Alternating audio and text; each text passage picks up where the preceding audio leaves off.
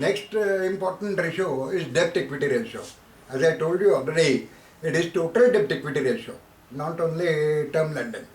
Total term liabilities plus current liabilities divided by tangible net worth. Not only net worth, tangible net worth. So, this is the formula. Zero indicates that there is no borrowing. Normally, Marathi trader or Marathi industrialist, you will find only capital on the liability side. Capital loan from friends and relatives, but that's all. And on asset side, you will find all types of assets. But so zero is called as no borrowing. 3 indicates 25% margin. Why our thumb rule is 3? Because 25% margin. Traditionally, in banking sector, it has been said that 25% should be brought by entrepreneur. But in some schemes, if you are insisting 10% margin, then it is 90 divided by 10, the ratio is 9. If you are insisting 5% margin, then 95 divided by 5, ratio is 19. Try to understand, this means 3 is the standard ratio. But whether in such government schemes or some special schemes, where you have reduced the margin requirement, then the debt equity ratio will go against it. Negative indicates erosion in TNW. Negative ratio ध्यान में रखो कि borrower has withdrawn the entire money from the firm. Now there is no stake of borrower in the firm. And this many a times happens due to accumulated losses. Losses get accumulated. You are hearing about many banks withdrawn. In their case also their entire net worth is eroded by losses. CRAR is sort of debt equity ratio. Not all the liabilities are taken, the risk-weighted assets are taken above. So, it's sort of debt equity ratio. But divided is tangible net worth. So, this is, now let us take again same 4 shops. Here on Lakshmi Road, on 4 corners, 4 shops are there. You have gone there, brought their balance sheet. Now their ratios come like this, 4, 3, 1 and 0.25. Now what does it indicate?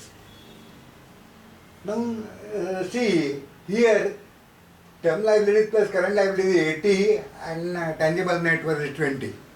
So margin is little lesser than what bank requires. Bank requires normally 25% margin. Okay, so this is only 20% margin. Here it is 50-50, 50% own funds and 50% borrowed funds. And here 80% own funds and only 20% borrowed funds. So Marathi trader comes on this side and Dhirubhai Ambani comes on that side. Same thing applies to current ratio also.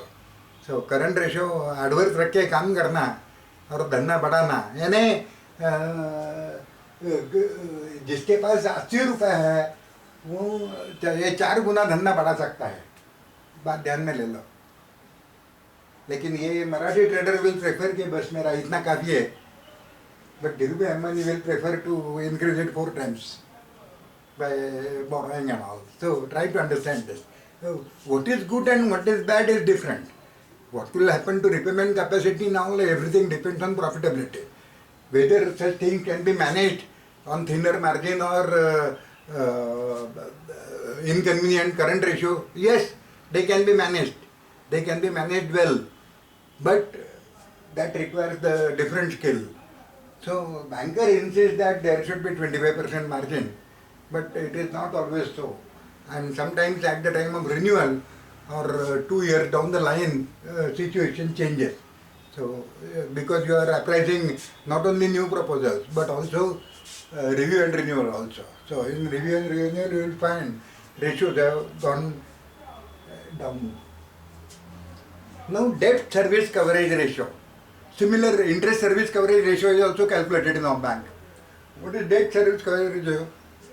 The term loan that is sanctioned and the repayment that is fixed, whether that repayment has got enough funds generated internally.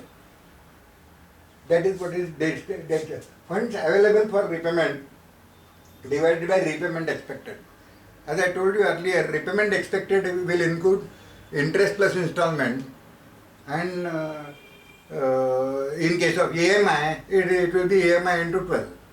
So that repayment expected. Now what are funds available for repayment? So if you peruse the profit and loss account of the firm and all the items therein, you will find that net profit has got no outgo. All the funds which do not have any outgo in the sense salary is paid to employees, telephone bill is paid to MTNL, electricity is paid to MSD, and all that. Everybody has got some receiver. But against net profit there is no receiver. It is owner's fund. Owner is going to get it back. Same case applies to depreciation also. So depreciation also, machinery is already installed. Factory is already constructed. Now that factory and machinery demand depreciation showing that part of amount which is consumed during the year artificially. It has got nothing to do. It is not to be paid to anyone. It will remain in books only. So depreciation. That amount is also available for repayment. Then interest on term loan. There is provision for interest on term loan also within that. So that amount also can be considered. Now this is calculated to assess repayment capacity of the term loan. Whether the term loan will be repaid in time or not is decided by this ratio, debt service coverage ratio. In case of interest, here only interest will be taken. Now why we calculate interest service coverage ratio? Interest service coverage ratio is mainly to ascertain moratorium period. He cannot afford, because in initial days, if gestation period is long, in that case he may not afford even paying interest also. So total repayment already is given and interest is capitalized. So to ascertain that period, instead of repayment expected, we replace interest here and calculate. But that is only for initial period and deciding moratorium period. Interest coverage ratio is sufficient for first 6 months or first 1 year, whatever it is, and you decide moratorium period. So that is the importance of interest coverage ratio. Now we will go to turnover ratios. Now how the turnover ratios are to be calculated? Average creditors into 365 divided by purchases. Purchases generated creditors. If trade creditors and other creditors are given differently, then only trade creditors to be considered here. So average creditors. Now how to calculate average creditors? Now some computer system will give you daily average also, if system is available. Generally you have got last 12 months statements of debtor, creditor and stock. So take a total of 12 months creditors and divide by 12, so that it will give you average figure, average creditors divided by purchases. This will give you how much period suppliers are offering me on an average, and this period is to be used for latter purchases also, average days of outstanding creditors. Okay. Similarly, now other things are similar. Average debtors divided by gross sales. How much time I take to recover the amount from the customers. So that time will be calculated and average outstanding. Stock turnover ratio. Average stock divided by cost of goods sold. Cost of goods sold average निकाल के calculated to assess stock holding. Now average, I have used the word average. If it is a new borrower and last 12 months stock statement are not available, then opening stock plus closing stock divided by 2 is the simple average, because both the figures are available in balance sheet. Okay. If it is your existing account and you are doing renewal exercise, in that case take average of 12 months statement, if statements are available. So calculate average stock turnover. Now for raw material ratio, average raw material divided by raw material consumed. Raw material consumed is simple. Opening stock plus purchases minus closing stock. So that is raw material. WIP, cost of production. That is after addition of wages and depreciation. Finished good, cost of sales. Before addition selling cost. Cost of sales. Calculated to assess average days of raw material work in process finished good holding. Excuse me sir, by divide ka repeat once again. We are dividing by what? Definitions of those things should be cleared more. Cost of production, this cost is of raw sales. material consumed, cost of production and cost of sales. So if you peruse CMA format given to you in Excel, you will understand these three costs. Okay. Repeat once again. CMA format Excel will be provided. RM consume, repeat. Repeat again. Okay. While you are calculating turnover ratio for raw material, average raw material, again average raw material from 12 months stock statement or opening plus closing divided by 2. Raw material consumed. Raw material consumed is opening stock plus purchases minus closing stock. That is normally raw material consumed. And that way you will find it in these all terms I am using, you will find them in CMA format. So in CMA format you will get this term. Average WIP is cost of production. Now I am using 365 everywhere. If you replace it by 12, you will get answer in months. If you don't use it, you will get a fraction of year. So the 365, 12 or nothing, these are the three different methods because that will give precisely years. Fraction in the sense years. So answer will come by this 90 days. If you use 12, it will give 3 months. And if you don't use anything, it will give 0.25. Are you getting me? Cost of production. Cost of production includes wages, depreciation, electricity and all that besides raw material. And you arrive at cost of production. Refer CMA format. Then cost of sales. Cost of sales is before selling cost. Selling and finance cost. Because finance, interest and all cost come below. So before that is called as cost of sales. So this is calculated to assess average days. Why we calculate this average days and all? What was the position for last 3 years? And now in projections what is shown? So to arrive at reasonability, this exercise is done. Now for multi-product company, this may not help. This ratio will have to be calculated product wise. Now holding ratio. Acceptability of holding ratio is based on past industry data.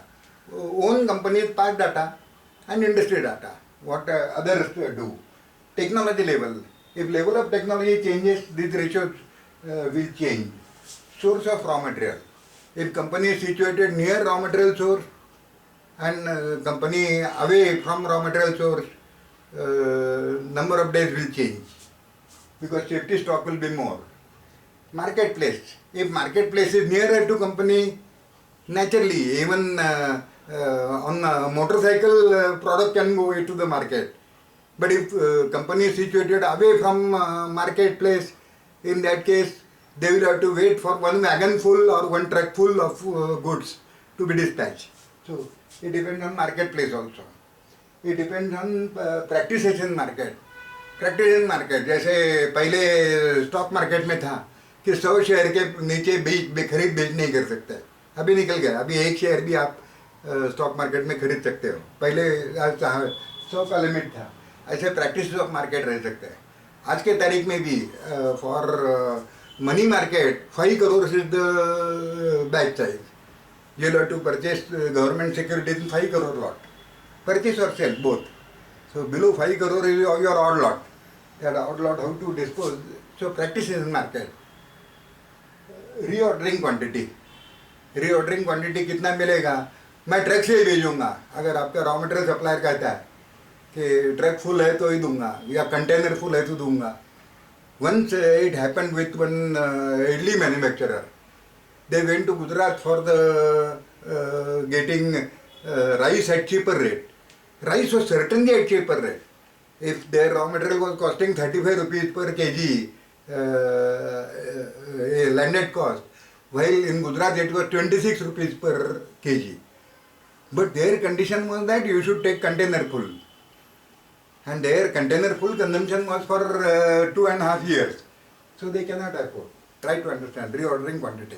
So, reordering quantity, reordering time, all this become important. So thank you very much for try to understand and calculate these ratios on all three exercises and send Varsha back so that Varsha will check them and send you model answers. I think you have already submitted classification exercise to Varsha. If you have not done that, please do that first, get its model answers and then work on model answers for these exercises. Okay? Thank you very much.